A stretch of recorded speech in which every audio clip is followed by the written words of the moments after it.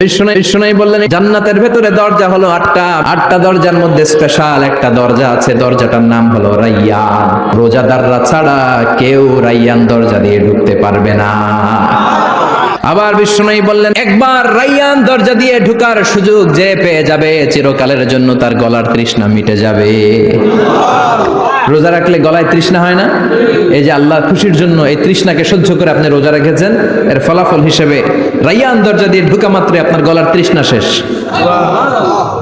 জান্নাতের ভেতরে আমরা ঢুকতে চাই, শপিং মলে যখন আমরা ঢুকতে চাই কোন দিক দিয়ে ঢোকা লাগে? দরজা দিয়ে না, গেট দিয়ে। তো আমরাও জান্নাতের গেট দিয়েই তো ঢুকবো নাকি? আমরা জান্নাতের কোন না কোন গেট দিয়ে ঢুকতে হবে। বিশ্বনবী ফরমান, বুখারীর বর্ণনা, ইন্নালিল জান্নাতি সামানিয়াতু আবওয়াব, জান্নাতের ভেতরে 8টা দরজা আছে। কয়টা?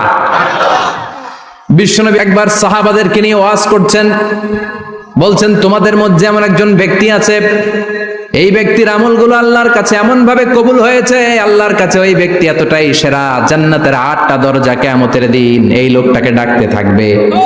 প্রতিটা দরজা বলবে আপনি আমার দরজা দিয়ে ঢুকে জান্নাতে প্রবেশ করেন। সাহাবারা বললেন ইয়া রাসূলুল্লাহ, কে সেই ব্যক্তি? বিশ্বনবী বললেন ওই ব্যক্তির নাম হলো আবু বকর।